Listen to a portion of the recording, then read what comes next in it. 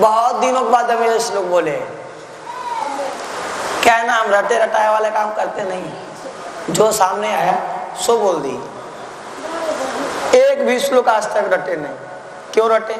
हमारे पास इतना खजाना है, ये भागवत का खजाना है, सामने है, फिर रट का टाइम क्यों खराब? रटना है तो केवल राम राम राम राम रटते रटते बीती रे उमरिया, राम राम रटते रटते रघुकुल दीपक कब आओगे, बिलन की डगरिया, अरे रघुकुल तिलक कब आओगे, बिलन की डगरिया, राम राम रटते रटते बीती रे उमरिया, राम राम रटते रटते। क्या रही है? मैं भिलनी, हाँ मैं सबरी भिलनी की जाई, ज्ञान ध्यान नहीं जानू रे, मैं सबरी भिलनी की जाई, ज्ञान ध्यान कुछ भी नहीं जानती। दिग जन्म नस्त्र विद्याम दिग्व्रतम दिग बहुज्ञता, मैं कुछ भी नहीं, ज्ञान ध्यान कुछ नहीं जानती, इसलिए केवल आपको ही डगर से निहारती रहती हूँ कि कब आप मेरे कुटिया में आओगे, मेरे झोपड़ी के भाग आज जाग जाएंगे, राम आएंगे, राम आएंगे तो अगना बुहारूंगी।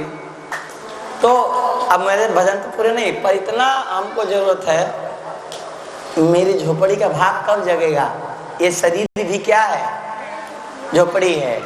इस झोपड़ी में, इस हृदय रूपी झोपड़ी में जिस दिन राम आवे उस दिन इस हृदय रूपी झोपड़ी की भाग जग गए, नहीं तो नहीं जगे। इसीलिए तो इस हृदय रूपी झोपड़ी को भगवान का घर बनाओ। कार्य में कुछ भी जानने की जरूरत नहीं है, भगवान के लिए बहुत ज्ञान जरूरत नहीं है, बहुत पढ़ा लिखा होना जरूरत नहीं है। अनपढ़ भी अगर भगवान का नाम जपने का प्रण ले ले तो उसको भगवान की प्राप्ति हो जाती है।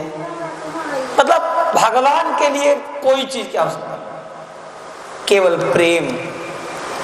जाना चाहे गूढ़ गति जेऊ, राम नाम जपि जानेऊ तेऊ, राम नाम जपो सब कुछ प्राप्त हो जाएगा। अब भगवान ने कह दिया मेरा प्राप्ति कौन करता है? निर्मल मन जन सो मोहि पावा, मोहि कपट छल छिद्र न भावा, निर्मल मन। एक बात याद रखिएगा आप लोग, बहुत सारे लोग कहते हैं भगवान प्रेम हो तो नियम की विशेष आवश्यकता नहीं चलती है, पर प्रेम नहीं हो जब तक तब तक नियम पूर्वक भजन करना। प्रेम आएगा ना तो आपका जीवन हर एक श्वास नियम बन जाएगा, बिना कोई भी श्वास भगवान के याद में जाएगा ही नहीं जब प्रेम आएगा। तो इसलिए दिग जन्म नस्त्रिविद विद्याम दिग्व्रतम दिग बहुज्ञताम दिग कुलम दिग क्रियादाक्ष्यम विमुखा ए तो धोच्छजे। अगर हे प्रभु, हे अच्छोजत प्रभु, आपसे अगर विमुख कोई है तो वह जो है धिक्कार है। ठीक है, ये बहुत अच्छा लगा हमें। बोलो वृंदावन बिहारी लाल की। भगवान ने उनको भक्ति का आज्ञा, भक्ति का दिया आशीर्वाद। ब्राह्मण कहने लगे राम राम, हम लोग तो इतने पढ़े लिखे होने के बाद भी गधे जैसे ही काम कर रहे हैं। शास्त्र में कहा गया है जो अपनी विद्या को जीता नहीं वो गधे जैसा भाग होता है विद्या का। हमारी पत्नियां बहुत अच्छी हैं, चलो कोई बात नहीं, हम लोग भगवान का सेवा नहीं कर पाए, हमारी पत्नी ने कर लिया तो हम अपनी पत्नी का नाम लेके तर जाएंगे। ऐसी पत्नी भी बहुत भाग्यशाली है जो भक्ति करती है, अपने पति को तो अपने भक्ति से तार देगी। रत्नावती जी भक्ति करती थी, उनके पति ने पहले परेशान किया, बाद में विश्वास हो गया और तब जाके एक बार नाव से इस देश से उस देश व्यापार चलता था।